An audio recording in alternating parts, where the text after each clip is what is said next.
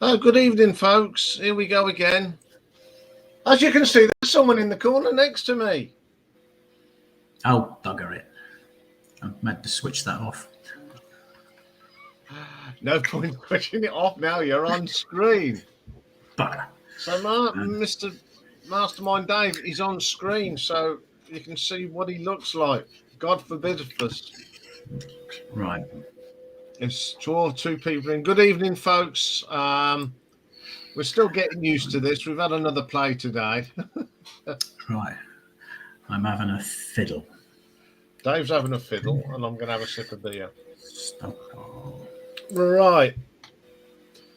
Hope everyone's had a good week. It's Easter. Starting tomorrow. Good Friday. But a busy week on the channel as always. 2,687 views this week. Pretty good. 17 new subscribers. So if you're a new subscriber, welcome. So what have you been watching? Hold on. Feed the dog. His horrible thing. That'll keep him quiet. So coming at number 3, we had the bestsellers debut from last week. 75 people watched Bruce Springsteen and Kate Bush battle it out. Number 2, the tier ranking that was thrown in last weekend in memory of Ray Shulman, Gentle Giant, 90. But the biggest thing that you all watched last week was last week's live stream. 126 people. The word's getting out at last. The last 28 days, a massive 11,700 views. Pretty lot of people. And 78 subs. What you've been watching? We have another bestsellers battle of the debuts. Yes, and Rush 166. Then a show I did with Richard, the #1 greatest hits albums, 173. And Rain in the Roost this week in the month. Good evening, Stephen. Disappointing albums were my favourite artists with Richard. And since we started, 14th of May 2021, 150,901 views, 819 subs. Nothing's changed in the order. Greetings, Ralph. Jethro Tull, Derek Riggs, Maiden, and Quo. Last week's Battle of the Debuts. Bestsellers. You know who won, don't you, Dave? Sorry, doing other things. Yeah. She did, didn't she? Yes, it was Kate Bush by a Country Mile. Good evening, Matt. Yeah, it was a Country Mile. So, I'm just going to tell you how we're listening in your requests. Leonard Skinner, we're up to 8 now. This afternoon, we was going through the numbers for the next one, and it's the band 10, and Dave says, how many of you listened to it? I went, 10. And we got a bit confused. How many? Who? Yeah, 10. I've listened to 10 of 10. No, they've got 16. Yes, it was a senior moment there. Yeah. Snow Patrol, we've done 5. The Pogues 4 of 7. That's hard work. The Trucks 5 of 9. Backman Overdrive 7. The Beavis Frond, which I'm enjoying, 2 albums. Super Furry Animals 2 of 9. Oh, okay. Well, I will play you some later then. For the night's out. The Prodigy. I found out who's requested it. Him there. Why did he do that? I told you. Put you out of your comfort zone. Well and truly. And IQ 4 of 12. Completed. The James Bond's done. So Mick will be pleased. But that will probably come up in June. And I've done Camelot as well. So I'll now hand over to my learned colleague. Well, who's going to now go through the sad bit of the evening. Well, I've already put them up in the video description on the live stream. But for those of you who don't want to jump into it, we lost quite a few people since the last stream. A gentleman by the name of Ryuichi Sakamoto, a Japanese musician with the Yellow Magic Orchestra. He was a composer, composed the theme for the movie The Last Emperor, and he was an actor in Merry Christmas, Mr. Lawrence, and won an Oscar. He died on the 28th. On the 29th, we lost Sweet Charles Sherrell, an American bass player with James Brown and the JBs. We also lost Brian Gillis, an American singer with LFO. He was young, 47. And then the 30th of March, we all know this one, Ray Shulman, musician with Gentle Giant, a record producer with reading, writing, and arithmetic. Life's Too Good. And we also lost somebody from an Italian band. It was formed back in the 60s, a band called Equipe 84. And we lost Alfio Cantarella. He was a drummer with the band. 31st of March, we lost Philip Balsam, a Canadian songwriter best known for Fraggle Rock. Yay, kids TV, sad loss. 1st of April, we lost a Eurovision contest performer, Dario Campeotto, who's born into an Italian family, but he was Danish by naturalization.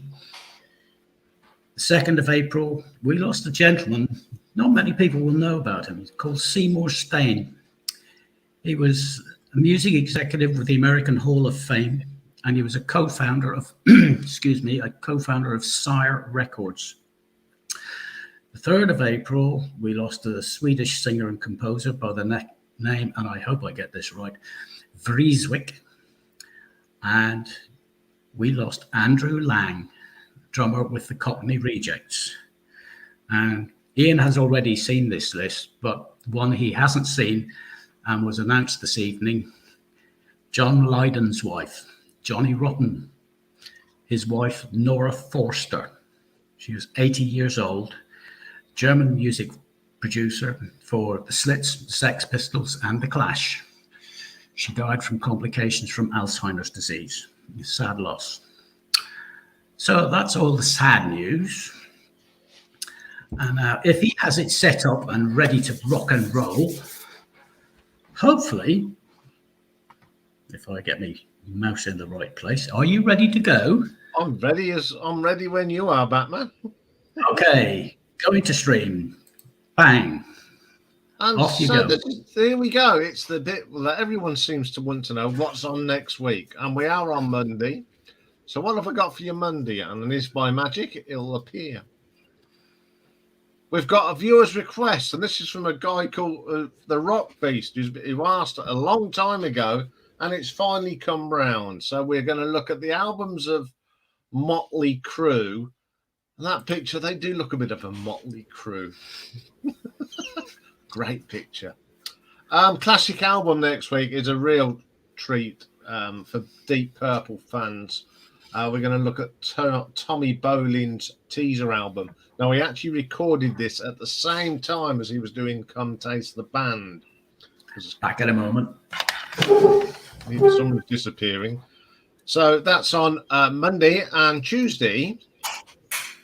We've got part 3 of the Gary Moore story, and this is Colosseum 2. Now, you recognise a few people in there. There's Gary Moore, Neil Murray, Don Airy. I think there's John Mole there somewhere, and John Wiseman. So it's sort of the cinders of Colosseum that formed Colosseum 2. And as you can see, retro ranking. One for the 70s, the Rubettes. Who remembers the Rubettes? Berries and all, but not in that picture. So I'm looking at the top 10 songs of the Rubettes, which I love. as a kid. Still do. Big kid still. Marathon next week. We're going Prague. We're going to the Dutch Prague legends called Focus. Bit of doi and all that. Plenty of that on Wednesday. Thursday, we have got an absolute belter battle of the debuts. The Kinks and the Trogs. Controversial what? Next week, Pick and Mix is the mixing it up. So we got a record producer, and it is the bass player from Deep Purple, Mr. Roger Glover. Apart from doing his stuff with Deep Purple, he has produced tons of stuff. So Friday, it's a Super Friday again. Doing a live album ranking of Mr. Phil Collins' new album by Empire. Now, Empire are a band from Northampton. They released their album last week. That's pretty cool. And it's not a new album by Jean-Michel Jarre. It's, oops, I forgot to do it. And I didn't know about it. And even Dave didn't know this. Did you? Nope. Nope, it's So, slipped under he's the a big radar. Jarre fan as well. We didn't know it. And it's an album called Oxymore. So that's what's coming next week on this wonderful channel.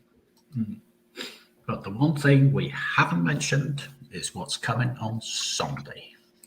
Oh, what's coming on? Oh, yes, it's the bad, but it's the bunny covers, good and bad.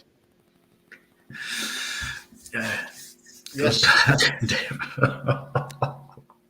That's just I'm just catching up on Oh, good. about sustaining. Now, once we got a conversation going, I will go and find some athlete and elbow for you to listen to from that album. I might even go into the playlist. So let's start letting people in, shall we? Thank you, Rocky, for your most valid comment. So if you want to come and join Dave and I in the thing, that's your link. Yeah, I forgot to mention this. Someone's asked me to do a tier ranking of Hawkwind. And going through, I was sort of going to do some work on it. And I've discovered they've got a new album coming out on the 28th of April. I think it's called When the Future Now Will. he tells me. Well, I didn't. I only found out about an hour ago. Sorry. Right, fair enough. And so that's what we'll be doing. We'll wait until that comes out, and then I'll do the tier ranking. So let's just catch up on what people have been saying. Yeah, nice from Pulsar. R.I.P. Ryan. Mick likes the marathon and the Bond marathon. Yeah, I might do it in two because there's 25. Anyone else? Yeah, Pulsar's not familiar with them albums, so that's what I'll be doing in a minute. If you've heard of a song called Grounds for Divorce, that's an Elbows song. And if you heard of a song called El Salvador, that is an athlete song. They're very British. They're like your XTC sort of thing. So once there's a few more people here and Dave can sort of conflab with them, I'll go and do some searching for us. But I think I'll take the what's it out. So if I disappear, sorry. No, I didn't. So, I mean, Dave's got some good news this week. Have I? Yeah. What have you been? What you posted it all over Facebook? Oh yes, I can drive again. They let him out. Yeah. Have you gone for a complete baldness, or you got hair around the side, or is it just the light? Oh, there is a bit. Combination. Yeah, there's a bit there. Yeah, no, I went and had it trimmed. I went round and let the lawnmower man have a go. God, he must have sharpened them up. Yeah, I'm just looking at it. Oh, I've got a title for Hawkwind. The future never waits. There we go. That's out on the 28th of April. So that's one new album for the for May to review. Yeah. Next week is the task where we go through the vast catalogue and decide what we're going to put in. Simon, what a legend this man is. Oh dear. Oh dear. I don't know. If you haven't gone to his channel, you've got to watch his short. It's absolutely. I'm not going to spoil it for anybody. But you're not? Oh God, no! I'm not going to spoil it because it absolutely tickled me. I thought it was just absolutely fantastic. It is hilarious. That should be good. Ivan's off to see Peter Gabriel in Bergen. Excellent. Yeah, I might. If you don't, I might actually show it, Dale. Simon. I think everyone should see that because it's absolutely belting. Have you got any objections in the world seen it? Because I think we got to share this. I'll wait for your response. Yes, we both It's enjoyed. Hilarious. Absolutely top man. And since you're on the beer, I'm on the red stuff. He's on the red Slanch, stuff. Prost, Nadrozia. Yes. So I'm out to lunch on Sunday. Likewise. Yes, I'm off to the Windhover. Very nice. Yes, that place they serve that thing. Oh, he's giving us a thing. So I'll try and find it without disrupting everything. So I've got to open up another tab here. I might disappear for a little while, but I'm going to try and multitask here. Apparently, according to my thing, there's a live stream going on live at the moment on YouTube. I wonder whose that is. Let's find you. I know the easiest way to find it is this way. Where are you? Do.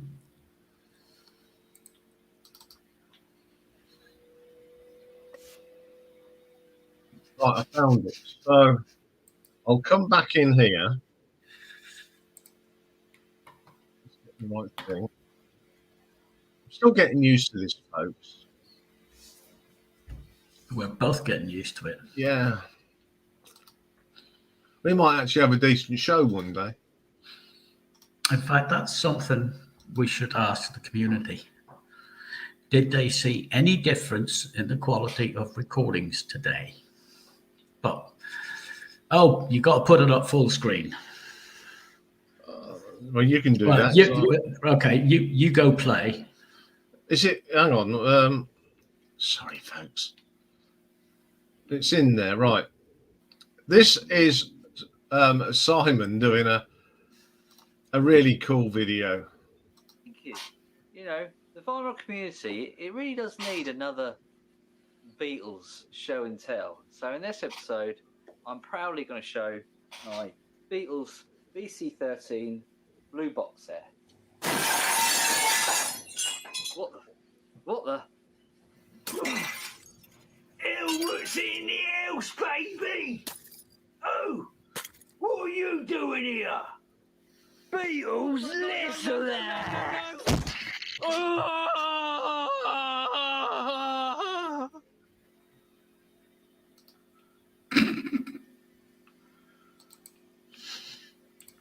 There we go.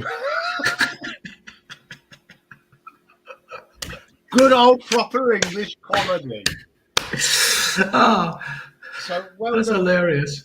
Well done, Simon. That was absolutely top drawer stuff. I think I'm going to be sharing that because it's just hilarious. Yeah, there you go. Matt thinks it's good. So did Pulsar.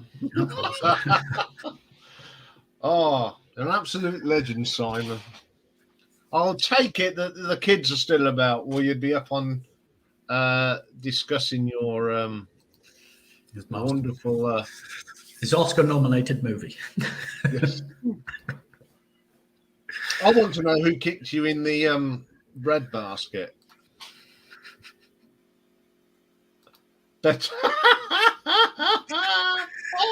Nice one, Nick. Better ice down them, Jules. Right, all the people that are in the stream, if you do one huge favour for me, hit the like button.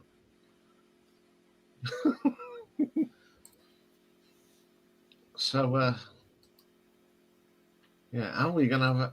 So I'll put it up again. If you want to join Dave and I and putting the world to right, that's what you hit. And don't forget, if you do hit that, to turn your volume down in YouTube, because we get a horrible echo. Yeah, I would like to know how who booted you in the Stones, Simon. Because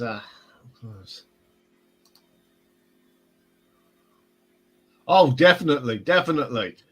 We've got to hear this.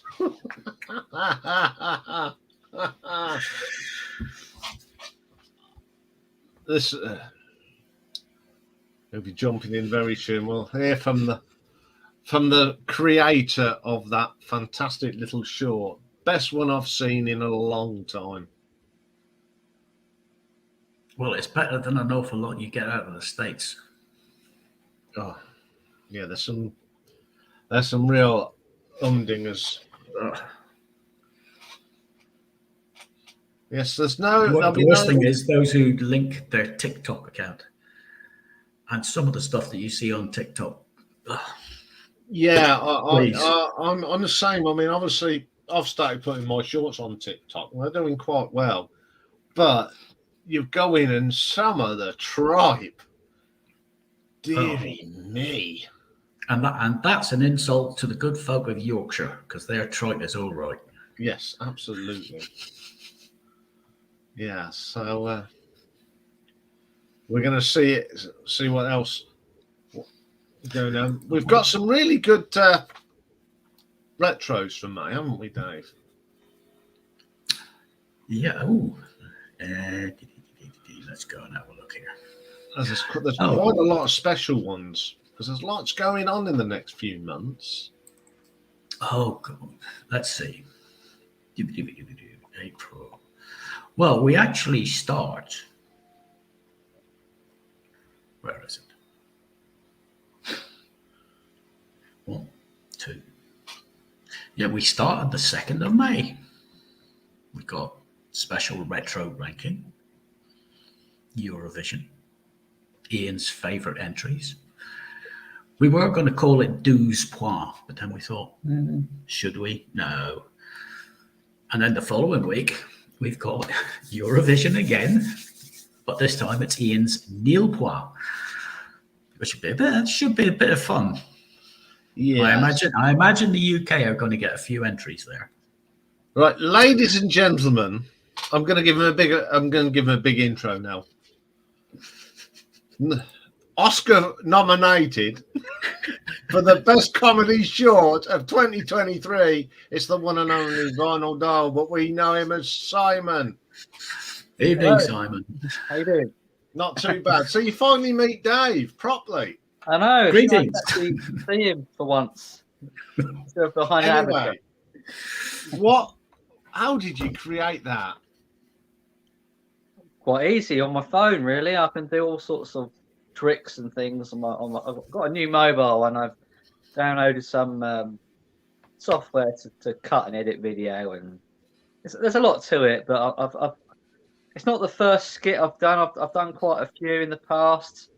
The whole helmet character who breaks through the window, he plays a bit of a small role in my channel. He sort of pops up now and then. You know, we do these little skits, but I haven't done one for quite some time, and I thought I think a few people have left comments in my previous videos. Oh, when's Helmet gonna show up, or Hell's Helmet, and all this kind of thing. There's quite there's a lot of people who do like these little skits, and So I thought it's my first short actually. I just thought I'd do a helmet video. You might have a thing there. I really think that'll catch on because Yeah. I hope so. Yeah. I mean, was it him that was actually coming for the bread basket then? He comes through the window, yeah, and then he was gonna attack me anyway, but he saw the Beatles box set, and because there's a lot of banter with us British guys about Beatles again shown by more Americans, blah blah blah blah blah, and Helmut's very much against that. He very much speaks his mind. So if he sees Beatles or anything like this, it just makes things worse. Hence why he kicked me in the bollocks. It was just absolutely brilliant. So it's worth just going to subscribe to Simon's channel for that. Yeah. When it come up, I thought, what's Simon doing Beatles? What can he say in 30 seconds? You know what? He's such an extreme character. I don't want it to put people off my channel. That's why I sort of do these little cameos and little bits and pieces. Yeah. So, it's almost like a Pete and Dud moment. It is, yeah. Yeah. And So have you they brought were anything classic. this week, Simon? Sorry? Have you brought anything this week? Have I brought anything this week? I brought some cassettes. That's about all.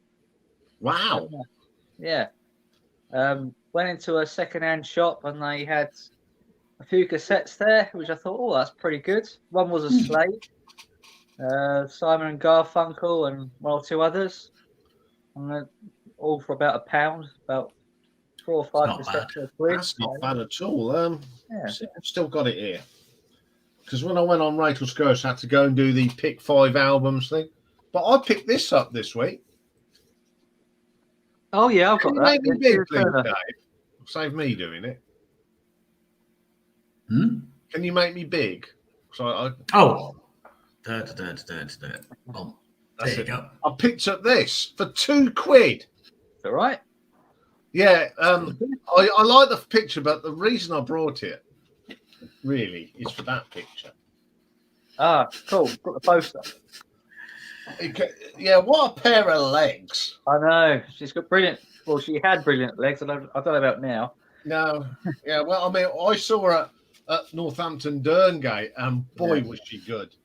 Yeah, that's the only thing I could find because I'm sure someone had died. It was a dead person's, and they were fusty. What did you get then, Stephen? Let us know. And they just smelled fusty, and that was Mantravani, Slim Whitman albums, James, about 50,000 James Last. Yeah, that sounds about right. Oh, Loki, welcome, Loki. Now, Loki comes into Rachel's Ghost a lot. Great to see you in mine. Thank you very much for turning up. One of her legs is still brilliant. One. I once saw a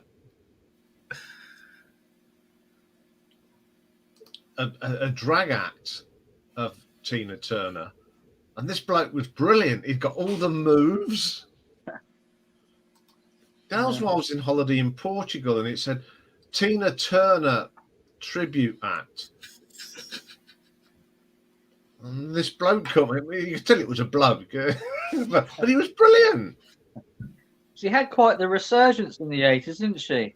Yeah, this is one of the 80s albums. There was Private Dancer and this one. This is the one that's got the best on it. Steamy Windows, Falling Like Rain, I Don't Want to Lose, Foreign Affair. They're all. I mean, it's a great Tina album. I had this on cassette.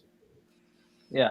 And it got played so much it sounded like she was singing in a river. So I thought, no, I won't buy it on CD. I want the album because I know what the gatefold is. You know what's in there. Yeah. Yes. Yeah. It's funny because I pulled out that album quite recently. Yeah, so I'm gonna be on the hunt for some more of her albums, but I don't think I'll find them in the charity shops. I mean, I went round on Well, Monday. I think I did in the past. I found them, both of the albums. Excellent. You can shut up. He's been quiet all day. And as when we were talking about, I'll show Dave, he was flat out, and he's not flat out now. No, he was grumping a bit. Is this the Europa version of the Rachel stream? Of course it is. Yeah. But we haven't got Rob on it, the waxed, and we haven't got Mazzy. Well, do you want to rephrase that and say not yet? Not yet. We don't want to either. No. David Gilmour, 3 Arithmetic Gillis. Oh, that's just what it's got. All for £6. Wow. That's good. What Muse? Which Muse album?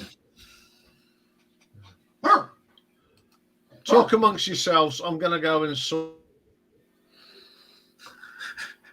Rocky needs to spend a penny. Well, it's either spend a penny or get a drink of water. He's drinking water.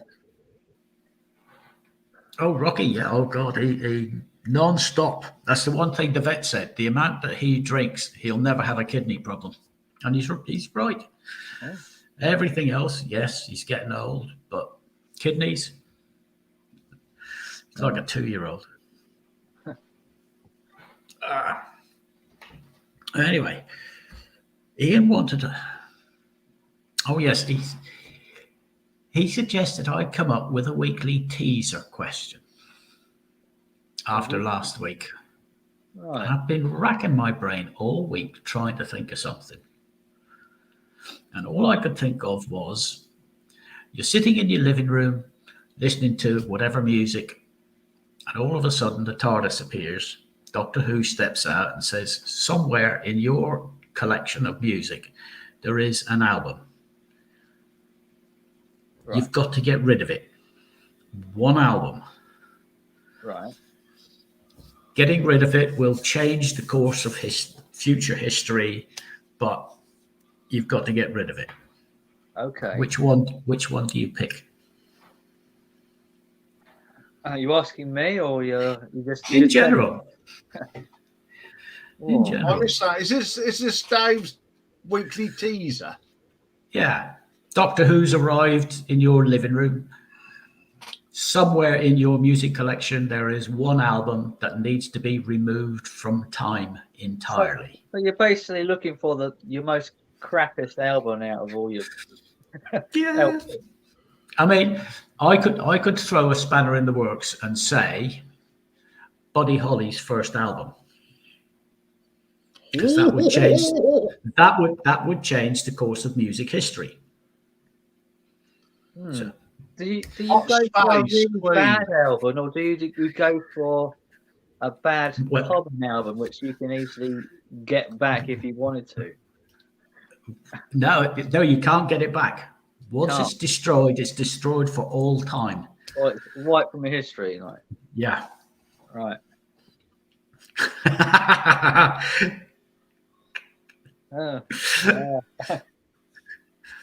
Oh, there's another controversial one from Mr. Walker.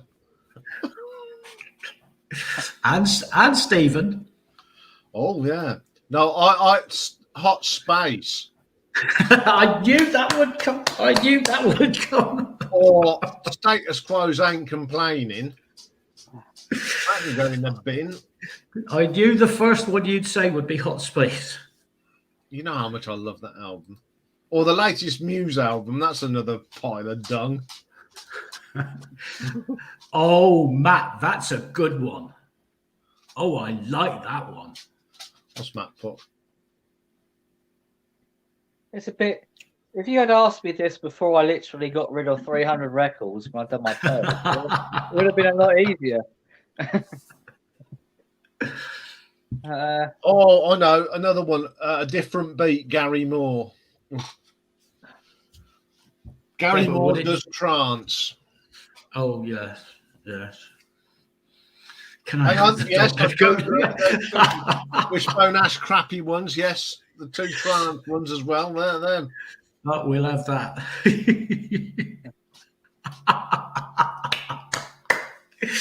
Oh, I like that one. Oh, that's good. Loki's great. Comes up with some great one-liners. That's cool. There's Yes, a little and I bit of agree. banter Sylvester between would be Rob the and one to do it. Loki. Is anyone else coming up for a thing? Hang on, another. Oh, someone's. Ooh. 20 Good plus grief, minutes. Is that you, Naomi? Have you remastered yourself? I like how you've put 365 Ma. You're making a. Oh, that'll be a good one. I'm looking forward to that one. Oh, I could think of quite a few. Oh.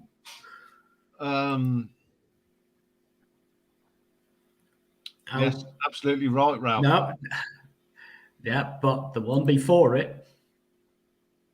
Ooh, you swine! How dare you? How dare you?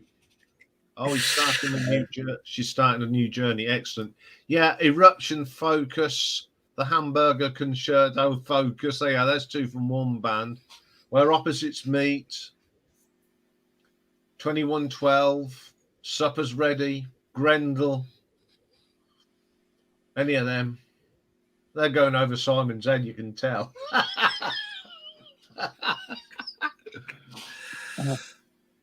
I'd go with Supper. I'd go with yes, Supper's Ready. Nostradamus, Judas Priest. I agree. I'd go with Supper's Ready. Why would you have an album that you hate to begin with? Because you may have bought it, as Ian has in the past, just because he liked the cover. Right. And then we had the program. We had the Saturday morning edition of disappointing albums that you from bands that you like. Right. So it could be one of those. I mean, Richard did say that there were a few disappointments that, as he listened to them, okay, he started to like them, but initially it was a disappointment. It wasn't what he expected. So you could have a knee-jerk reaction and throw something out and suddenly realize, I got rid of the wrong thing. Yeah. Oh, I wouldn't own up to that one, Naomi.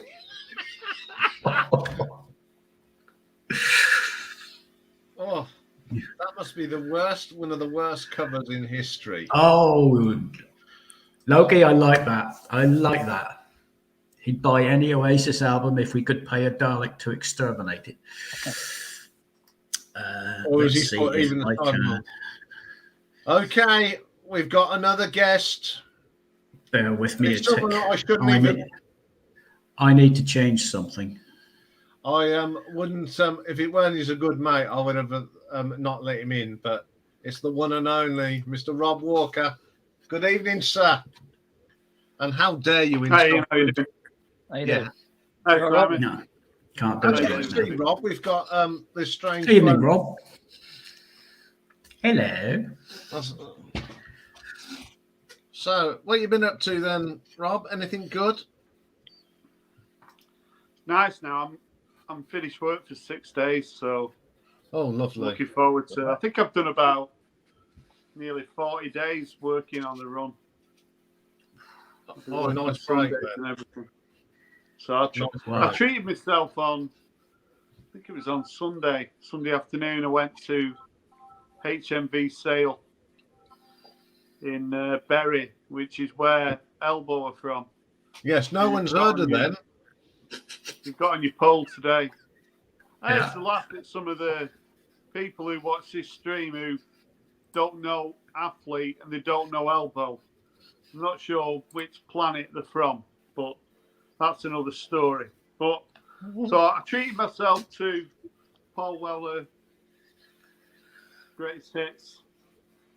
So this has been reissued. So it's been reduced. I was never going to pay 45 quid for it. but it's been reduced to £32.99. So I've not opened it up yet. It's got a live album with it as well. It's got 16 tracks, so goes through his sort of up until about the year 2000. But yeah, pleased to have this in the collection. I picked up some CDs as well, but I'll show them in a bit. Oh, 5-0 to Elbow. That Athlete album, that's being, I'm not sure if it's coming out for Record Store Day, or it's certainly coming out in the next month. That's a great album, that Athlete album. I love El Sol. I really do like that album. I say they're an XTC sort of band. They're very English. I think. Pardon? They're very English, aren't they? Yeah, they're from Kent. I think they've done either 4 or 5 albums. Four albums. The CDs. I've not got anything on vinyl by them. I think I might have a few 7-inch singles. But yeah, that debute's really good. Yeah, there's an actual live. They did a live. They replayed the whole thing live, and the live album of that is terrific. It's even better than the studio album, I think. I think maybe the one track people might know is they had that quite a big hit with that Wires. Yeah. That's probably the most well known. And you might not know it, but if it came on now, I'm sure you'd know it. They're excellent, Athlete. Yeah, I've got all their albums. I think they're just CDs. They're absolutely brilliant. Yeah, and of course, I'm a big fan of Elbow. I've seen Elbow a couple of times live. Yeah, did you go and stand in the rain? I've seen them in Manchester and I've seen them in Sheffield. I've not seen them as many times as I'd like, but yeah, I'm a big fan of Elbow. I think the debut, it's one of those things, isn't it? There are a lot of bands where the debut is their best album, but I wouldn't put Elbow in that category. You can certainly see development when you get to sort of Leaders of the Free World, and a few of the later albums I think are better than the debut, but it's got some strong tracks on it. Yeah, I'm doing I've got down to do an Elbow album ranking and Athlete, so they'll probably come up in. I think they must be due out soon. Yeah. Of the pop. Yeah, I'm interested to see what you do. So, have you listened to all the Elbow albums, Ian? Yeah. How do you sort of? Where would you sort of? Do you know all the? What sort of music would you say it is? You can pick out quite a few genres. They're not just one of these bands that you can put in a box. Elbow. Yeah. They're indie. I've got some of their guitar work, very indie. Bit of alternative rock. There's even a little bit of jazz in there. There's a little bit of prog. Yeah. They're just very talented guys. Yeah. I know they're when very underrated. When the lockdowns were happening, they did quite a few sort of gigs, online. Zoom calls. Zoom calls, and there was like 5 or 6 of them playing, and some of the tunes, some of the performances were outstanding. But they've not really had. I suppose they come under that category. They've not really got that many sort of. People don't have hit singles anymore, do they? Like back in the 90s, you can talk about Oasis and you can rhyme off a dozen singles. Same with Blur, but these days, it's hard to sort of mention these new bands. You don't sort of know the singles, do you? I don't know whether that's an age thing or not. So there we go. That's what's probably coming up in May. Well, they're in the pile. There's also the stories that are ongoing. So stories take the odd day here and there. But yeah, May, June. Yeah, I've got that task where we sit down and go, what we're going to do next now. And it's probably the toughest. It's the toughest job that Dave and I have to do is sit through what we're going to put out for the following month. But we've come up with a new way of doing the year when we do the UK and US top 10. We've got a little wheel that Dave's in charge of now. So even I don't know until Dave spins the wheel, and we will do that live on the stream. Let's see if I can find it. He's going to show us. Not necessarily. Not necessarily. Yes, we got one coming up in a couple of weeks, and it's 1973, and there's a certain person who's in the charts at number 2 with a very apt song. I'm not going to go too much into it, but I think it's the first thing he said when he went back to a certain establishment. Oh dear. It's gone and reset itself. Oh well. But I know I've shown everyone else, but I picked this up this week. Foreign Affair Team Tournament. Yeah. All the albums, I said, all the albums in the shop were from dead people. They are. Yeah. And got that dead that I went to one of my local. So I work in a place called Royton, which is in between Oldham and Rochdale, and there's about 4 or 5 charity shops. So every week in my lunch hour, I'll just have a little look round, And there was about 80 records in a box. The first one was Mungo Jerry's Greatest Hits. So I thought, there might be something interesting in here. Well, that was like the highlight. 85% of it was just sort of classical music that I've not even. It wasn't non-Deutsche Grammophon or anything like that.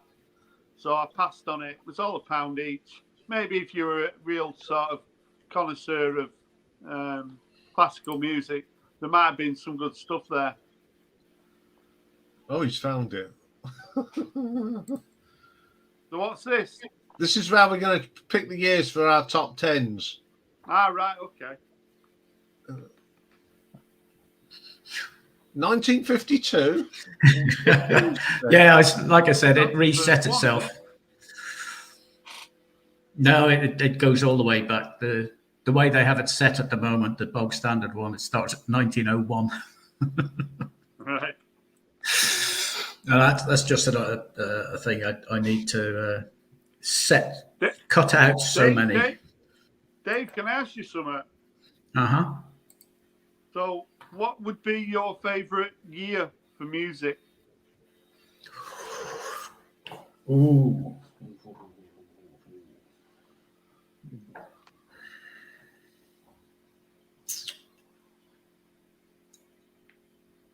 Probably 84. Really? Oh, I'm surprised there. Yeah, why 84? Why 84? Because my job took me overseas, and right. I was in Tel Aviv for 6 months. Yeah. And then back to the UK, and then I was sent back out, and I went to Islamabad for 3 years. And in 84, in Tel Aviv, down by the beach, was one of these bars, and they had MTV on non-stop. Yeah. The amount of music I heard and watched, unbelievable. And that actually kept me going through the next 3 years out in Islamabad. Yeah. It was just the range of music, the artists, and the music that was coming out at the time. Everybody was non-stop party. Yeah. I think it was a great year for that sort of thing. For serious music,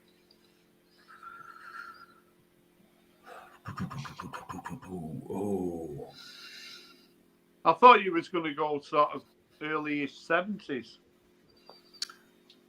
Probably 77, 78, something like that. All right, okay. Not too early in the 70s. No. So what was happening Probably in 77.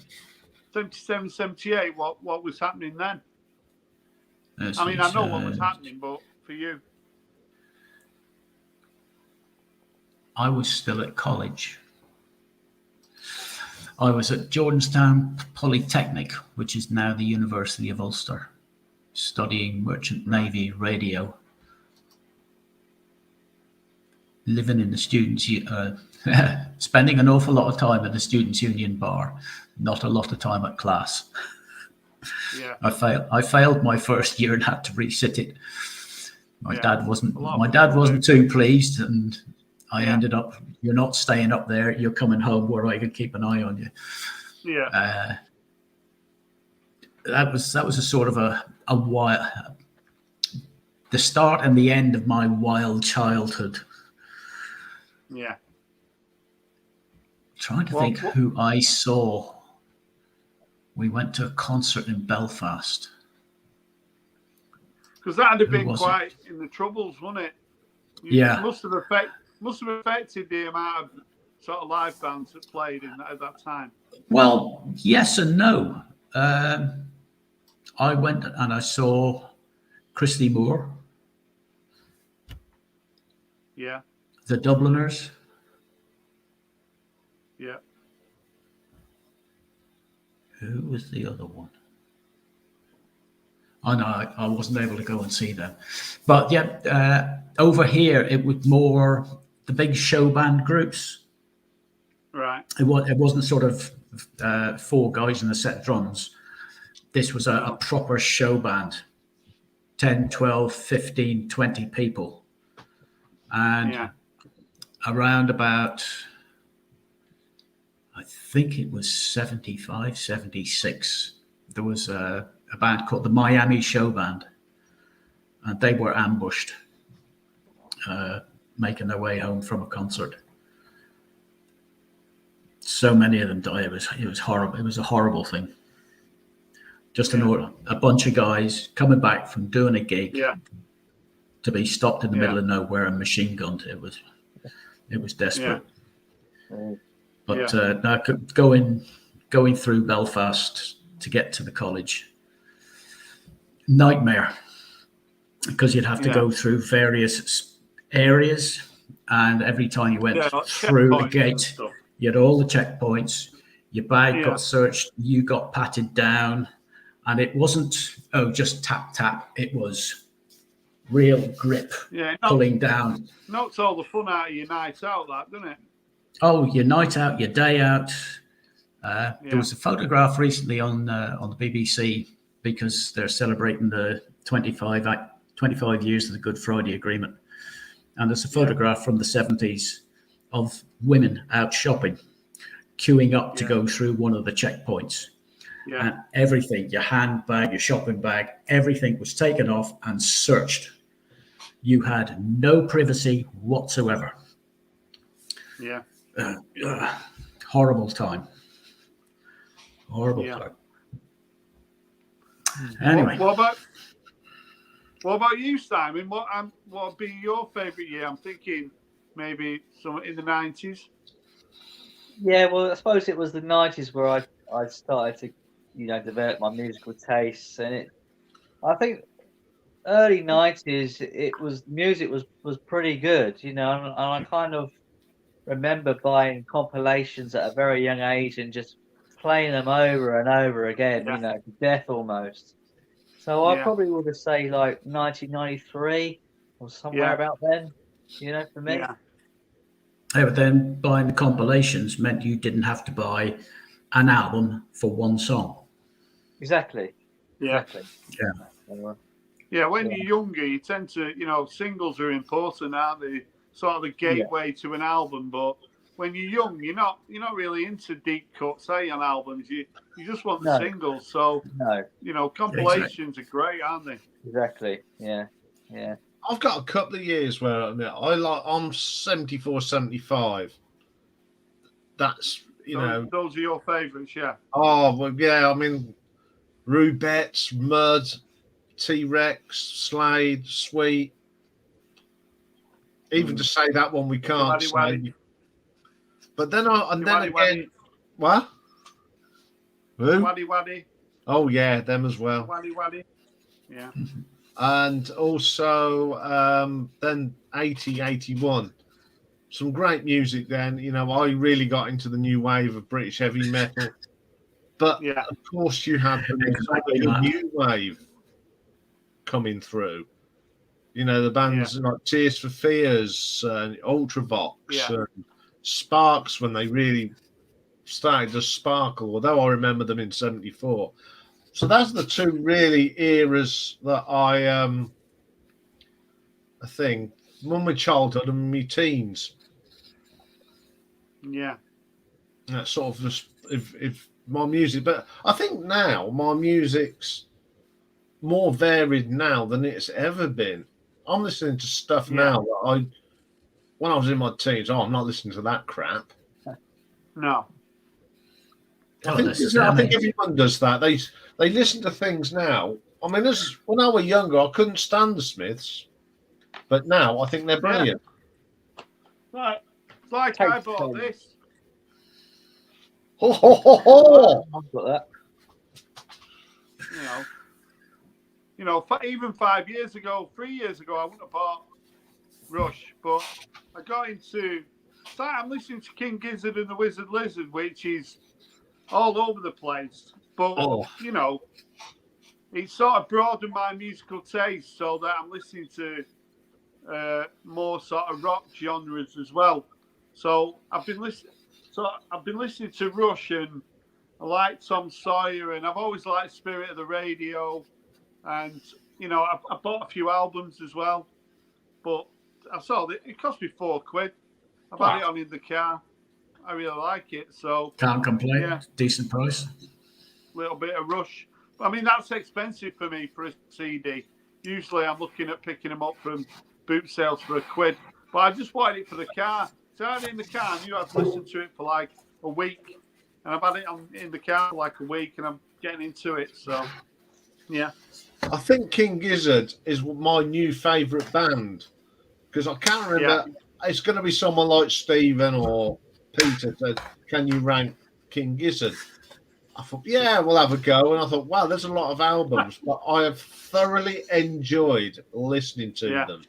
There are some rather, oh dear, albums, but a lot of them are great. I'm looking forward to listening to some of their live stuff. I saw a couple of bits on YouTube, but they're great live. Yeah, I've got a couple of the live albums. I've got about 12 albums by King Gizzard. Well, there's I like 26? Fishing for Fishes. I think that came out in 2019. I don't know if you can remember that one. They must be the only band that have released not just one in a year, 3, 4 albums a year. Yeah, they've done about 25 albums, haven't they, including live albums in like there's loads. Yeah. Yeah, but you don't want a band that releases so much that they burn out. It's quite daunting though. If you're like haven't got anything by and where do you start? So it's a little bit intimidating for people. So people will just leave them alone because you don't want to go down that rabbit hole, do you? I mean, my son got me into him because he was collecting all the stuff on vinyl, and he kept talking about King Gizzard, and I was like making fun of him, and then I just started listening myself and found I really liked them. So, no, they you know what, Ian? I think I'm going to throw something into the pot. Oh God.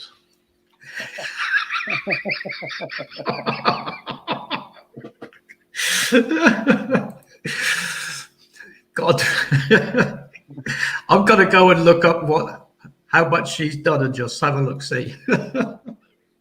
Oh no. Anyway, I was going to go and find some elbow thing for people that have never heard them, Rob. So you talk amongst yourselves a minute. While I look for. Oh yeah. Simon, you were asking me last week about one of my albums. That's the one. My God for the Music of the Spheres. Okay. And it is brilliant. It's Yeah. if I remember correctly, This. it's Is this a modern? double, one of which is in the machine at the moment. That's 2000 and where was it? 2008? No.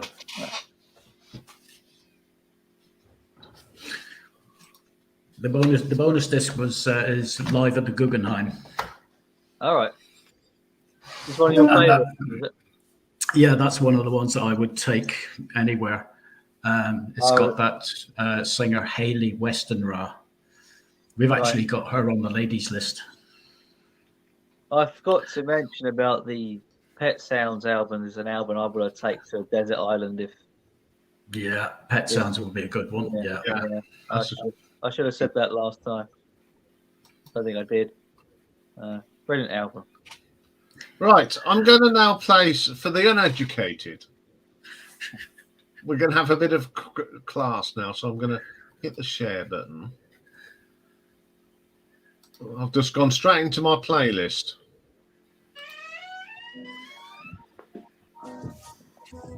This is Any Day Now.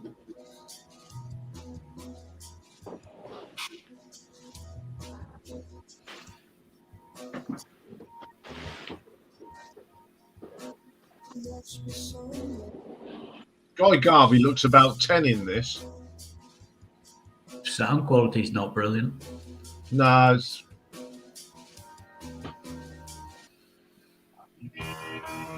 This is another hit of theirs, Powder Blue.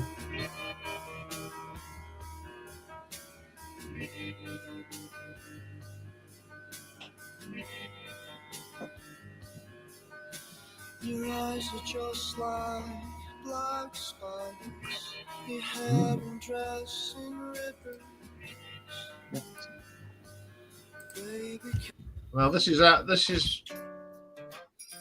El Salvador Athlete. Yeah, I know that song. Yeah, a lot of people do. This is Isn't that one of their early ones? yes, off their debut album. Yeah. remember that.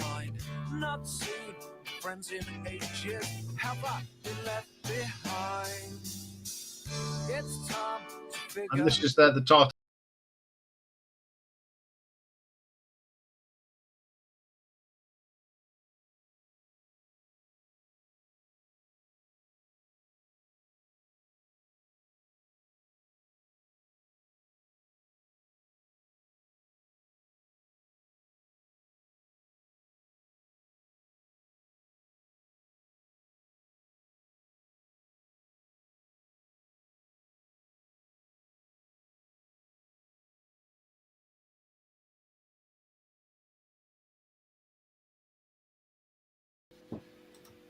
So there we go, folks. A little bit of I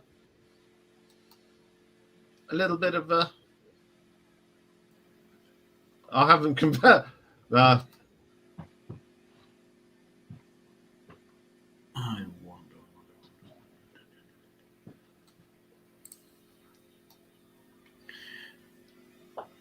I've also, while of that, I'll have a little music interlude. Looking here.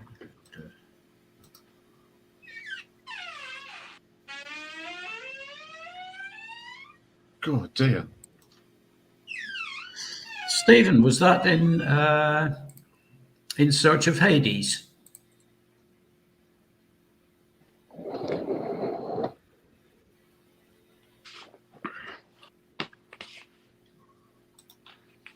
This is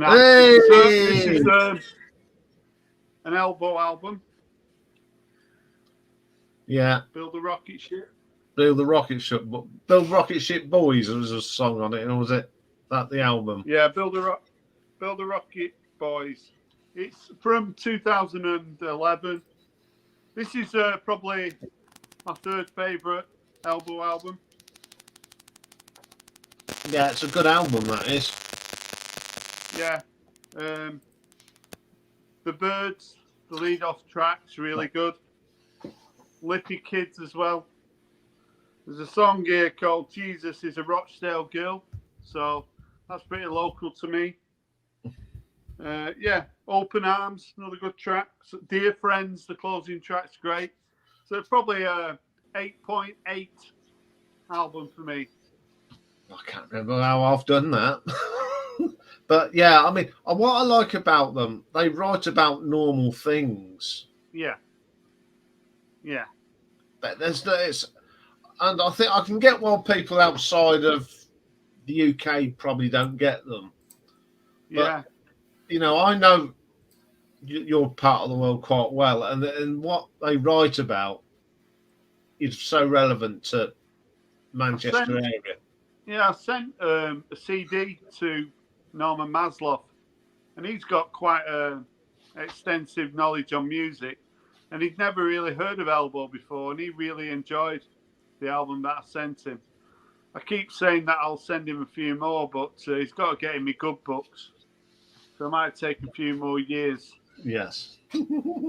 But, I mean, to be fair to Norman, his friend Coleman passed away maybe about 18 months ago, and he sent me 13 albums, and it cost him $100 to send me the records. So, but I made a nice video and thanked him, etc. So that was really kind of him.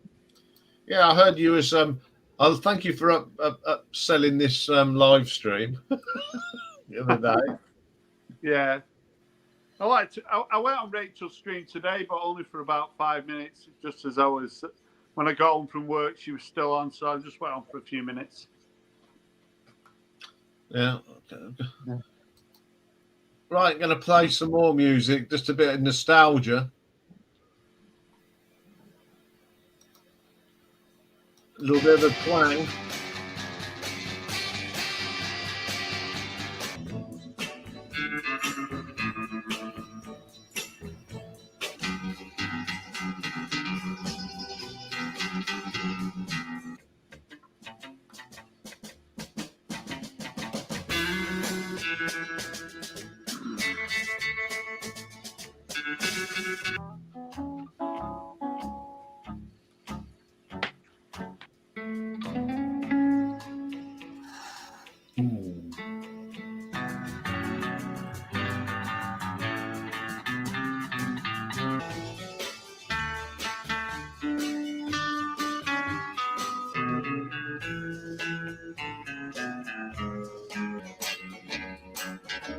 What's this rubbish? Dwayne Eddy. Get it off. My dad had that album, and I remember it being played a lot. I got this. Change the subject slightly. Go on then. Yeah, Dwayne Eddy. When was he? Was he like sort of very, very late 50s? Early 60s, yeah. Yeah. My dad's a huge guitar player, and it took him years to go and buy a Gretsch, which is that guitar, and it's got that distinctive sound. They're ever so expensive. You're talking $2 or $3 grand for a. I bought. What was the guy called who influenced the Beatles? You know, the skiffle guy. Lonnie Donegan. Yeah. Yeah, I bought one of his records from a charity shop, you know, for £1. I quite enjoyed it. I wouldn't have thought you would go for that, something like that, Lonnie Donegan. I know, but a lot of people, like, I'll do a video and I'll show someone, and I get comments saying, I didn't think you'd have that. So, I don't know. I've got all sorts. Anyway, so I got this for £1 from a charity shop. This is a really good. Well, it's good value for money. Whether it's actually any good is another matter. I'm sure people in America will be getting very, very excited. But to be honest, I found it quite underwhelming. So it's this. Patti Smith. Hold on. Let's make you big. Patti Smith. So it's a 2-disc set.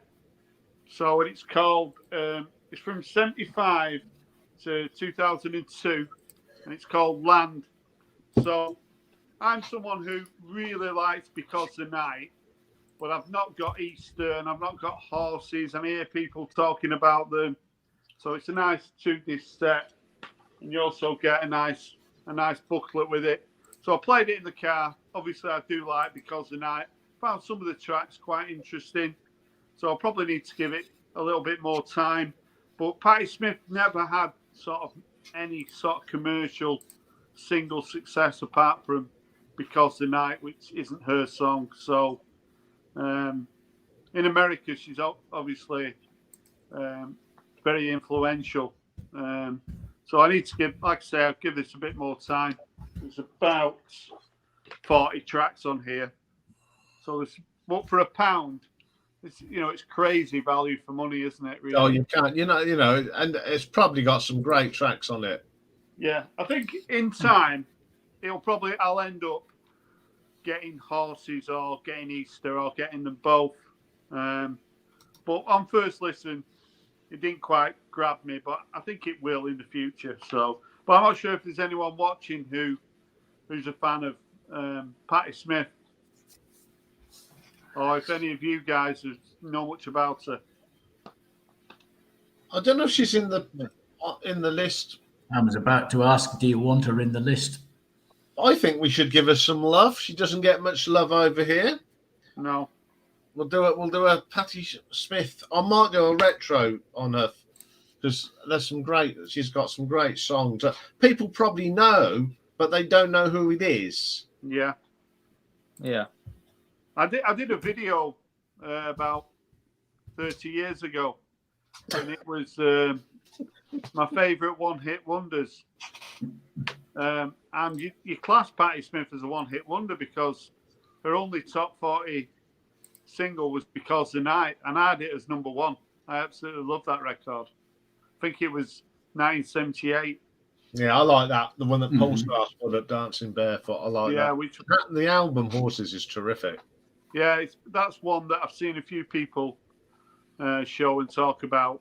But it tends to be, it's not expensive, but you don't tend to see it for a £5. It'll be like £15-20, So I just need to maybe, like I say, I've got this for £1, and I'm going to be paying 15-20 quid for an album with about 10 tracks on. So it doesn't really make sense unless I really get into this.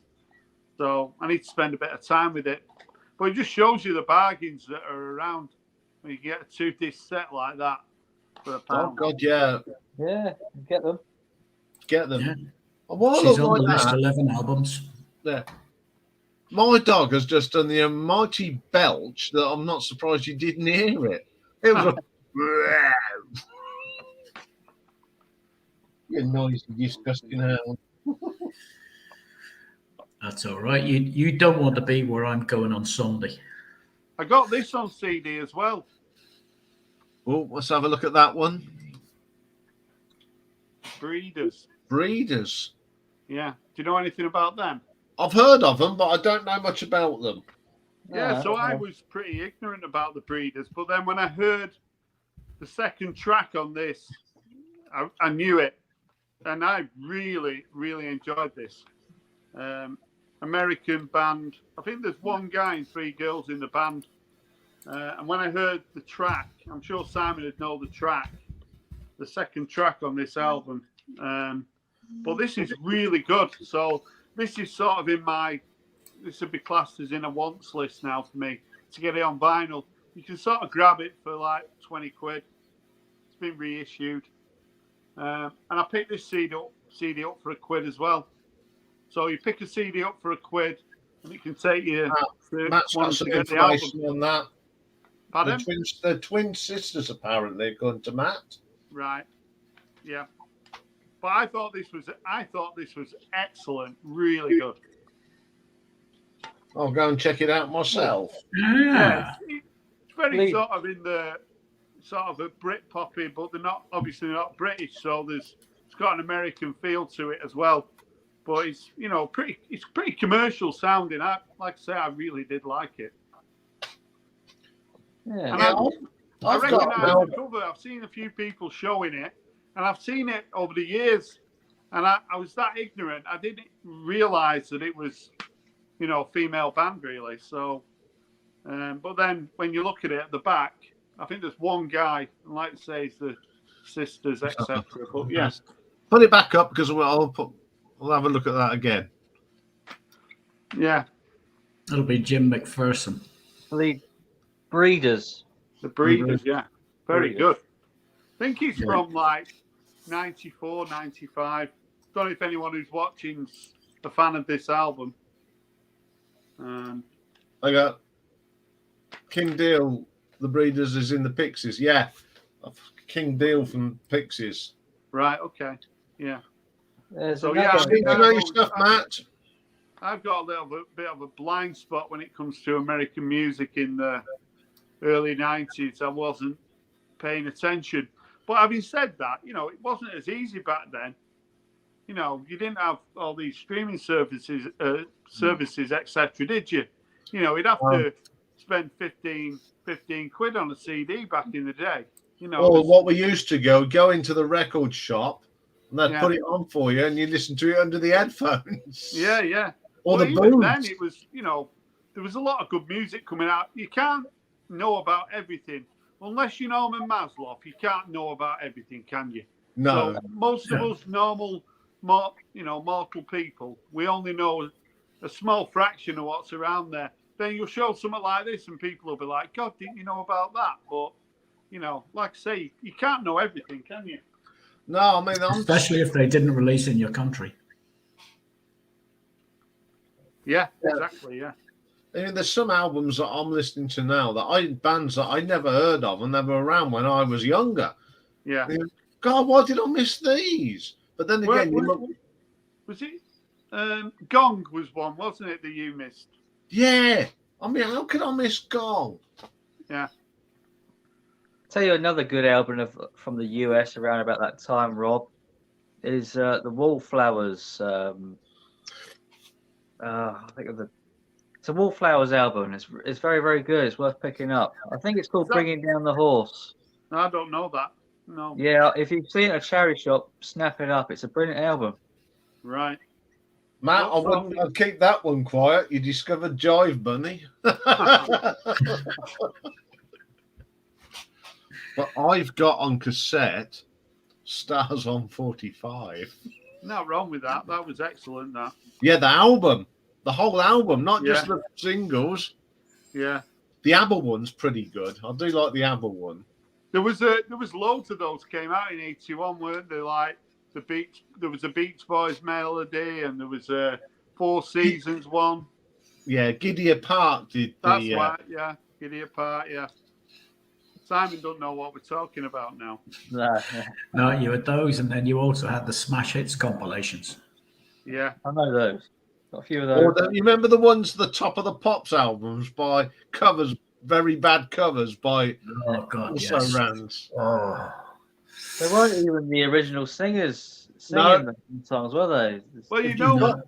Richard McCook's got every one of those on vinyl. Has he? Yeah. Well, No, all the old Top of the Pops? Got all of them. God, that must be worth something. Ooh. Because that's Yeah, I some think- good.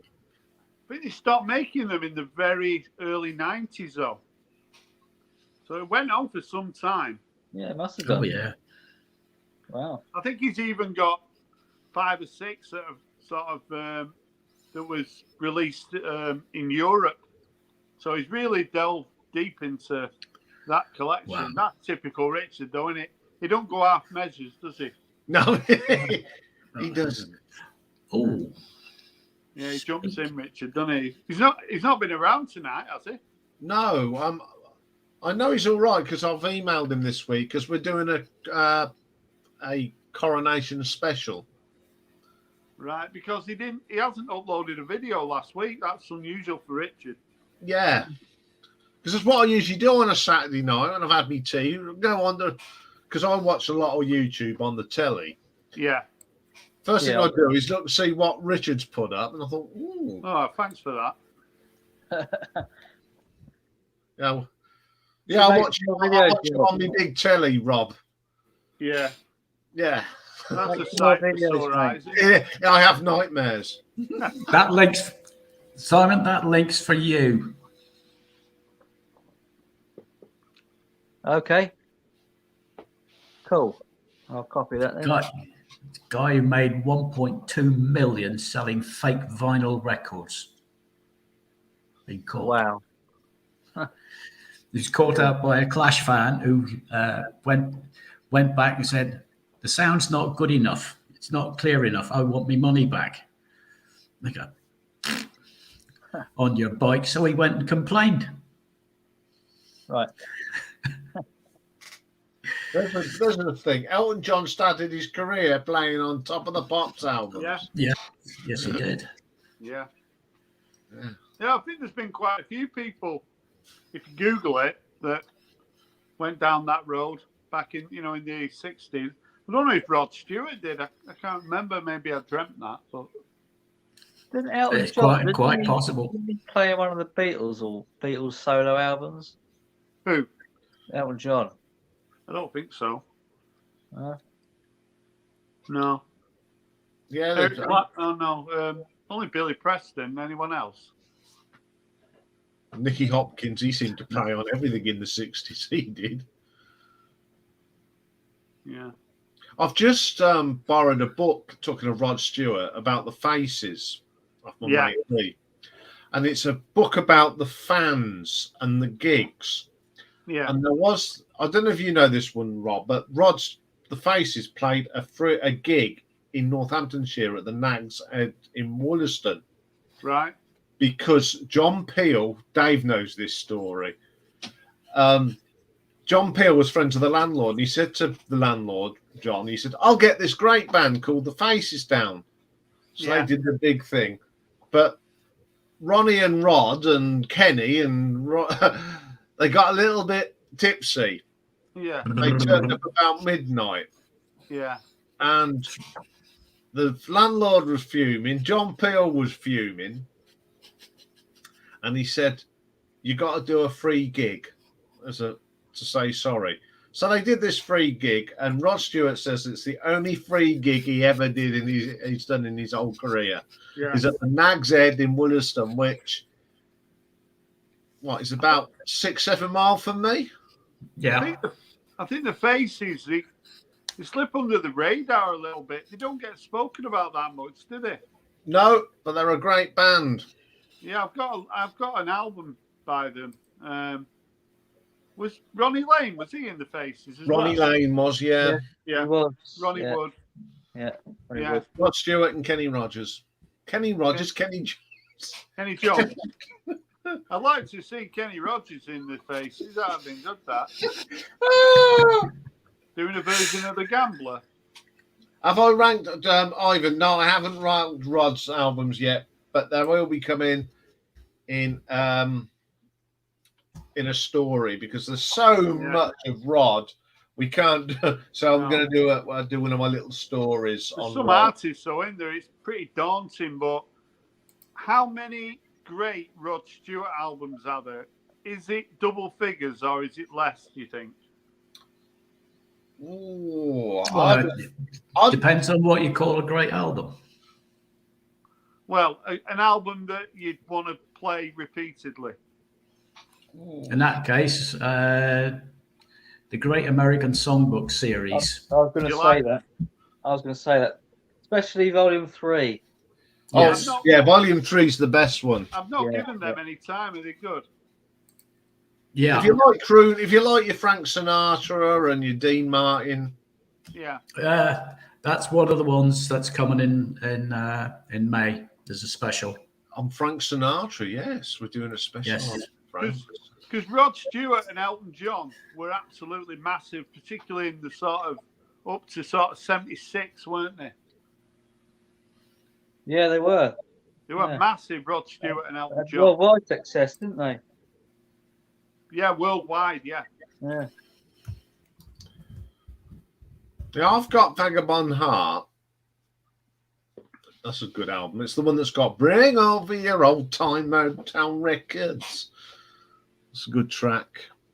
And I mean, my mate Lee is a huge fan, to the fact that he's a member of the fan club. And they had their weekend in Northampton at one of our hotels. And Rod's sister turned up. Now, Rod's sister's 90-something. God. And she turns up in this Rolls Royce. Right. And it's because Rod's touring Australia at the moment. And Right. his driver brought her up from Ascot, where she lives. And she Right. was, apparently, Lee said she was still up at 3 o'clock in the morning. Yeah. Yeah. I picked up a few cassettes from my local second-hand shop, and they're all like really old cassettes. Let's have a look. Hang on, let's make him nice and big so we can show them off. I've got that on vinyl, that. Have you? Is that any Yeah. good? It's Chuck Berry like hits, isn't it? Yeah. Yeah, Yeah. I've got that. Yeah, it's good. Yeah. Picked up this one by Paul Simon. Oh, throw that in the bin. And this Bookends, Simon Garfunkel. You're winding me up now. Classic album from the 60s. And this Slade Alive. Oh, the one up in the corner there. That's a good one to have on cassette. Yeah. Yeah, that is rare. Yeah. So, Polydor one as well. Cassettes, me. Brilliant. yeah, not bad, is it? For like less than £1 or whatever it was. Yeah, brilliant then. Yeah. I've got a few cassettes somewhere. Let me find them. What have I got to hand? Let's go and have a look. Let's do a pick of 5 or something. Oh dear. Got to pick one more then. Dear. Oh dear me. Do I really want to show that one? That's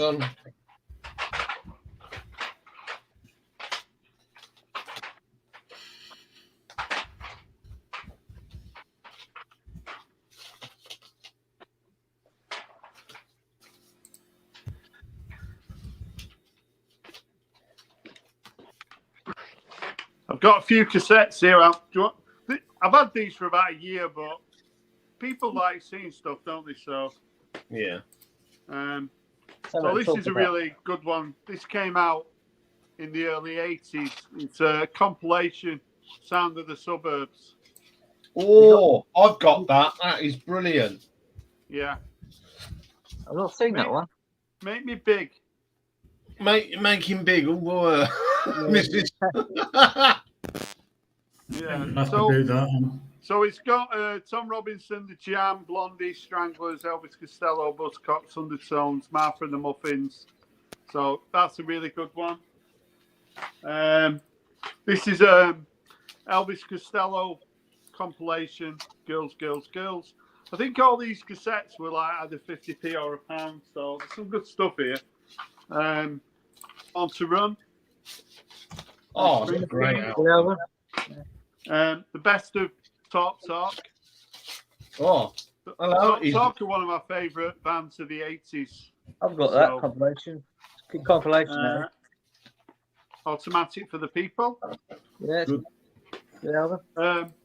Travis. Remember Travis? I love Travis. Travis. Yeah, great band. Travis. Yeah. Going back to, this is an artist that I kind of discovered only sort of 3 or 4 years ago. I really like him, JJ Cale. Got quite a few records. Oh, yeah, I've got quite a lot. Yeah. Oh, that's on the Priceless. They were a cheap budget in the 80s, weren't they? Yeah, so I haven't got this album on vinyl. It's one I'd like. I like the cover. I like the jacket. It's cool. Another Talk Talk, the first album, Party's Over. Yeah, I haven't got that one. Crowded House, Woodface. Oh, great band. Yeah, I like this album. Yeah. And then one from last year, which everyone seemed to have on vinyl, Wet Leg. The Wet Leg album. Yeah. Got that on cassette. And the last one, I think this got reissued. I think Richard McCook picked this up, paid like 20 odd quid for it, but I picked the cassette up for 50p, so it's Brian Ferry and Taxi. Yeah. Oh, great. Ferry, yeah, I got that. So yeah, that's it. That's it. A few things. You can pick up cassettes at really good price, and I've got a decent player, so they sound great. Yeah, they do sound good. Yeah. Well, I've been going through my singles today because I picked up a load without covers, and they were really silly price, 10p. Yeah. So you don't mind that. So I'll make myself big. Huh. There we go. First one comes straight out of a jukebox. Yeah. Love is the drug. Oh, excellent. Great song. Yeah. 10 pence. Yes. Bargain. Bargain. You don't. What else have we got here? An original Caroline, Status Quo. Yeah. It's not in the right cover, but it's got a bit song. It'll do nicely. Picked up a Mud replay with it's got 3 great tracks on. We got Tiger Feet on one side, Oh, Boy and Dynamite on the other. Another Status Quo, Rain. Yeah. The Number of the Beast, 10 pence. Not bad. Not bad. Matchbox, who are from Wellingborough, just up the road from me. What's it? That's Rockabilly Rebel? Buzz Buzz and Diddle-It. Oh, that's a good in that. Yeah, on the Magnet record. Yeah. Yeah, familiar with Matchbox. Merry Christmas, everybody, Slade. Yeah. I brought it purely for the Polydor label. What's the B-side to that? Don't blame me. What's that like? That's all right. And it's Right. and it's the have you as with Slade, you always got the letters all over the place. Yeah. Now we're going back in further in time. The Tremlos, Silence is Golden. Oh, great 60s song. Yeah, I'm gonna pick that up. Now, I brought this one because this one it is, right? It's a Rod Stewart single. And the A side, as you can see, is Reason to Believe. But the B Yeah, side. Maggie May. But the B side is Maggie May. Really? On the Mercury Yeah, label. yeah. This is one you probably like, Rob. And there's not many of these about, especially with the picture covers like this. That's cool. Yeah. Yeah. I've had this one a long time, but it's very rare. Not soon. Yeah, I remember that coming out. Yeah, it's all live stuff. Roll Over, Lay Down, Gadundala, and the Steamhammer Junior's Wailing. It's a brilliant little thing. A Motorhead. And this is Motorhead. As you Nice. see, they're a bit dodgy, but I'm going to clean these up and get some covers. That's the Can't go trouble wrong when they for got 10 covers feet. on them. But for 10 pence, you're not going to put them back in the bin, No. are you? No. Some good ones there. They would have ended up in the bin, wouldn't they? Yeah. So you can see that. What's that one? Bang Bang, B.A. Robertson. Classic. Classic, yeah. What was his follow-up? Can't remember. Was it too? Knocked it off. Do you remember that? Oh, yeah. Now, here's one for Dave. This is especially for Dave. Yes. Yeah, I know that. The income song. Oh yes. You know what's on Yes. the B side? I'm walking backwards. I My am. mum used to have that. Yeah. voice I'm box. walking backwards for Christmas. Yeah. And the next one must be the next one I've got must be the first of its kind. Now this is by City Boy. 5705. Oh, what a night! And it's on. Blue. Yeah, which this came out. I can read the year 1978 for blue vinyl in 1978. That's unusual. It's very unusual. Do you know the guy from City Boy? Did he sing Heartache Avenue by the Maisonettes? Remember that? I remember the song. I think he was the singer in that group. And I picked this up for 25 pence. Is that Moody Blues? A Night in White Satin, yeah. Oh, yeah, nice. Yeah. So that was a little collection of singles I got. Not bad. Lowell Mason. Lowell Mason. Yeah. Is that what he was called? Yeah. Did he sing with Maisonettes? Yeah. Yeah, thought he did. Yeah. Formerly of City Boy. Yeah. Oh. Right, I'm going to go now, guys. Have a great Easter. Okay, And well, you.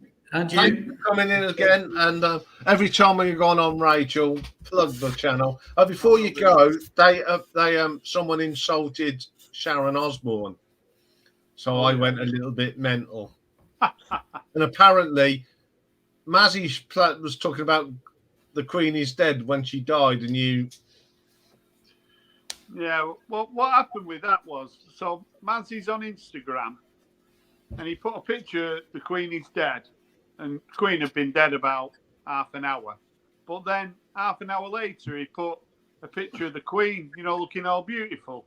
So he wanted people to like it, being, in favour of the royal family, and then he wanted to put the Queen is dead. I just thought it was a bit tacky, really. So I just pulled him up about it. And he's not. Yeah, well, this one was saying about Sharon. She's all right when she's on telly with her white friends, and that just riled me. Yeah, he keeps telling people this story. I don't know what his issue is. It's all forgotten as far as I'm concerned, but keeps going on about it. So anyway, don't matter. Anyway, have a good Easter, guys. Okay, thanks. I'll see you soon, mate. Take care. See you, Simon. Hey, Rob. Status Quo Bolan in the army now had the best version. There isn't a good version of In the Army now. Simple as. And I'm a Status Quo fan, and I didn't like the original either. It's a tacky song. Yeah. Enough said about that, because that's coming up in a few weeks' time. About bad Status Quo songs.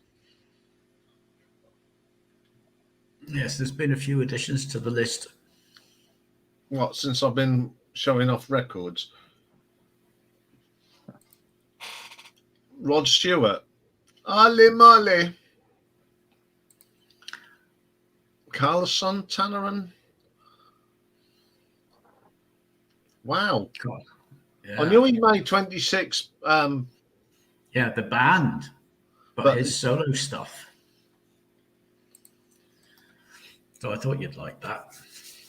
So that the laundry list is back in 2200s.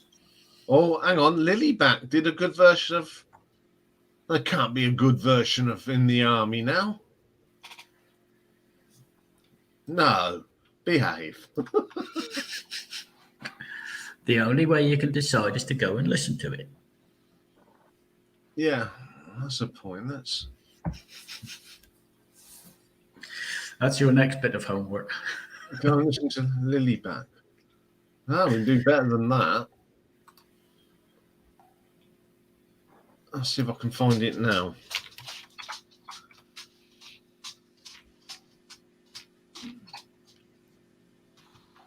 I can spell properly.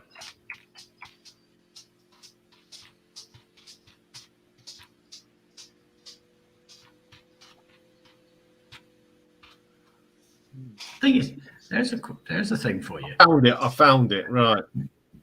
Would you get a copyright strike? I'll just playing a little. I'll soon find out, won't I? When I do the thing. But my short's not getting any copyright things coming up, and I've been putting up some mainstream stuff lately. They'll probably tell me in about 6 months' time. You know what they're like. Yeah.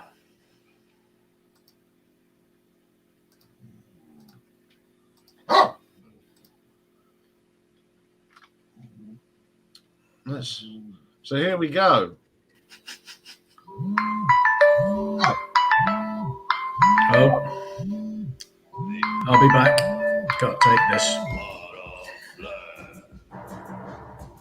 Uncle Sam does the best he can.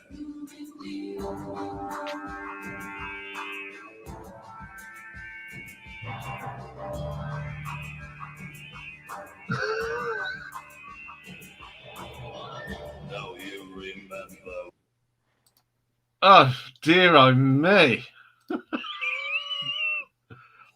That's a cross between Rammstein meets the London Philharmonic Orchestra, I think.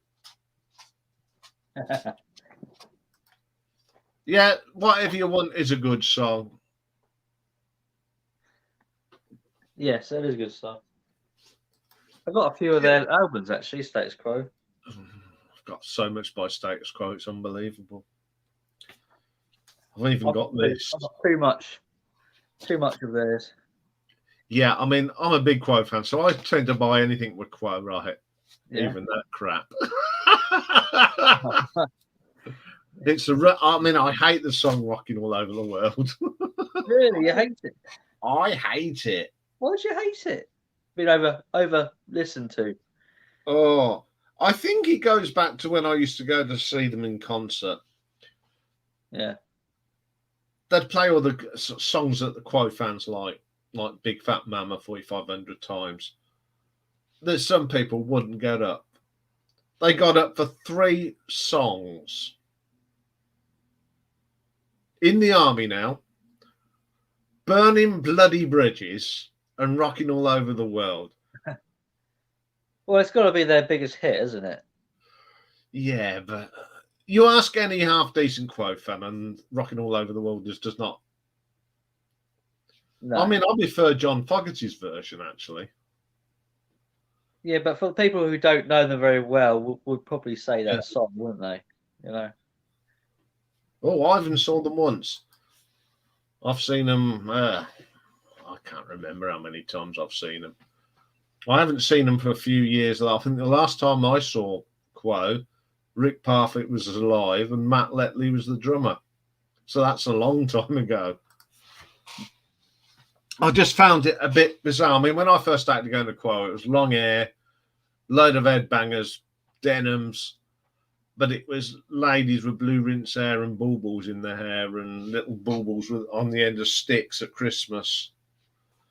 And you see, that was when you go and see Quo, 1982. I didn't see them on that tour, but I saw them in 84 at Lesser de Montfort. That was a great gig. You know, I saw them with Alan. I couldn't go and see them when they did their reunion tour because of work commitments. But yeah, I just sat there and I said, do I really want to come to gigs where people with baubles in their hair are dancing to Quo? No. As much as I love Quo, I just think they were becoming a bit of a novelty band. And I do find that a little bit, you know, a band that's very dear to my heart, and they've sort of become this old folk novelty band. And a lot of the big... They're very samey, aren't they?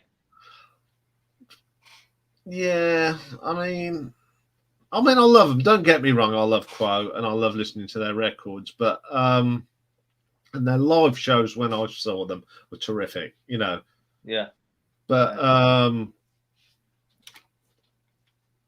mean, their last album was good, and you know they've got the guy that took over from Rick's pretty good. He's a good guitar player and that, but you know they can't do what they did 20, 30 years ago. But that's how it goes, isn't it, in music?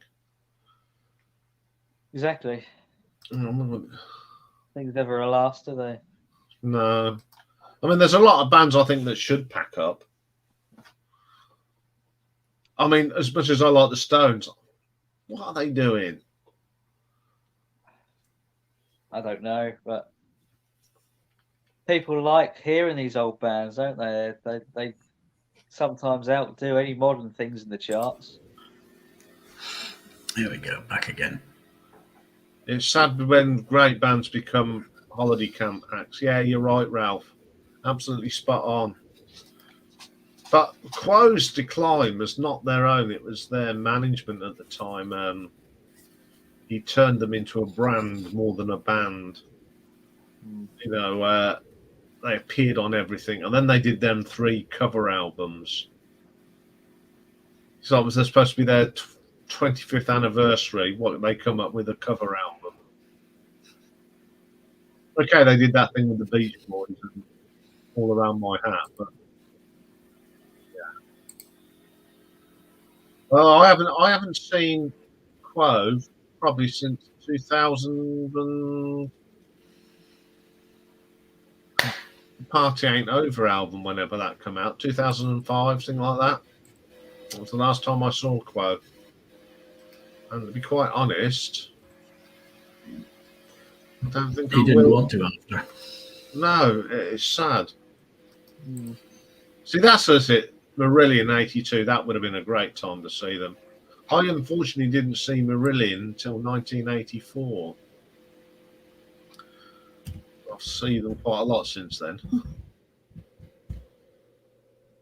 I haven't seen them for a few years, but I'd go and see them again, without a doubt. Got 1 or 2 albums of theirs on cassette, I think. Yeah, I did a short on Fugazi. And I thought I was going to get the copyright thing, but didn't. Do you think Ozzy will perform at Power Trip in October? If it's a one-off, he may. Maybe. Will he sing? No, he'll be lip-syncing. Because trust me, what his health ailments, he will not be able to sing properly. No, I wouldn't have thought so. No. The Enid. Oh, my mate toured with the Enid. 1982, I think he toured in 86, 87. He's in a band called Ragdoll, who got back together and working in Arthur Island now. Down in somewhere on the west coast of Ireland where their family's from. Yeah. So that's a good band. Yeah, Marillion are great. Great band. Right, we've got 10 minutes before the 2 hours is up. Mm-hmm. So I'm going to put an invite if anyone wants to come in for 10 minutes. Elbow 7-4. Oh. Yeah. And that's including the community. 6-3 in the poll, community's 1-1. Yeah, Misplaced Shoulder, not my favourite album. I think it's my 3rd. My favourite is Clutching at Straws. I think it's just a little bit more definitive than Misplaced, although it's a great album and I've got fond memories of that album, but it's always Clutching at Straws for me. And Script. I haven't even missed any comments. So, as I think Dave mentioned it at the top of the show about we're using the new streaming service. Oh, the new software. Yeah, new software. OBS. We're using OBS. It's a great tool, but so if some of the videos in the next couple of days are a little bit off or a bit funny, I do apologise, but the only way you can see how things doing, you've got to do it. We've set them up, but we need to watch it properly before we can get it right. So bear with us. I'm sure it won't spoil your viewing. Has anyone seen XT? No, I know of it, and I know that I've got on an album, a live album of Marillion doing XTC, but I didn't know they'd done it with Dave Gregory. I'll have to look that up. Thanks for that one, Stephen.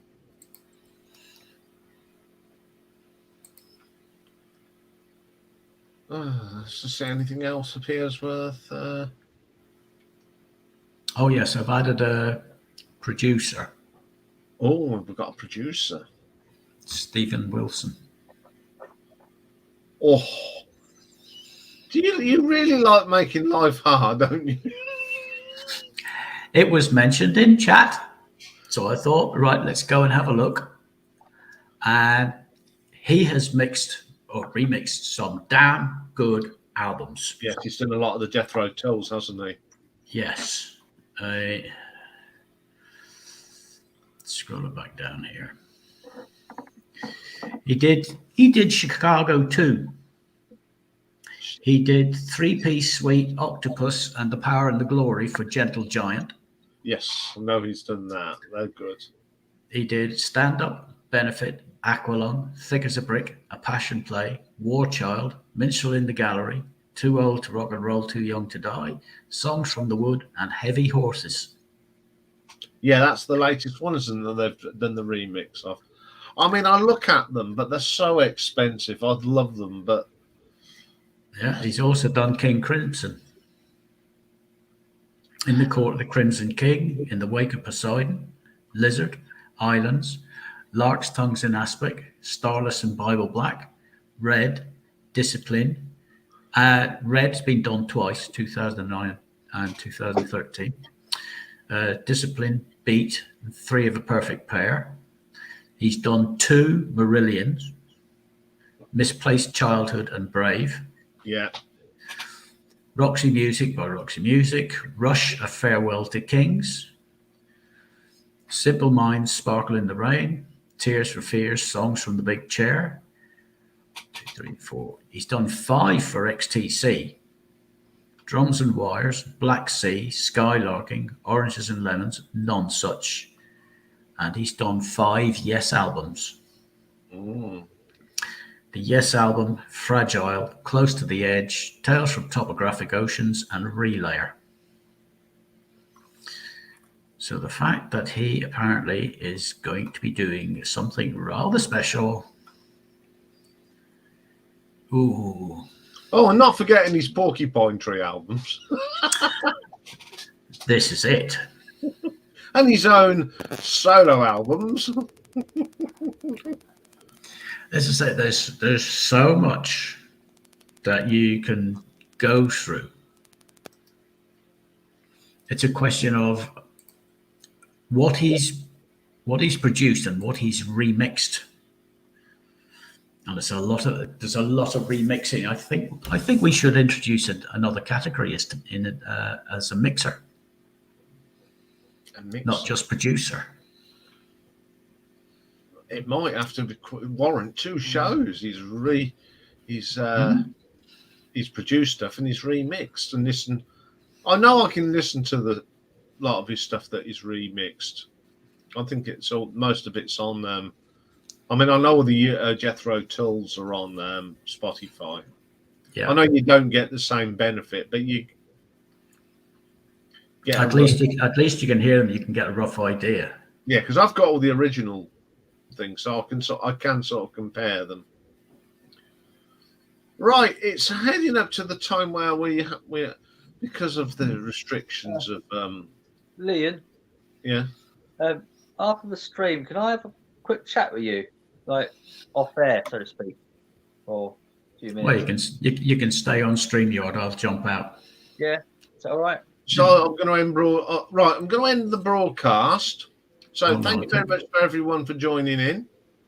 There's the poll ended. Elbow wins 6-3. Elbow wins 6-3.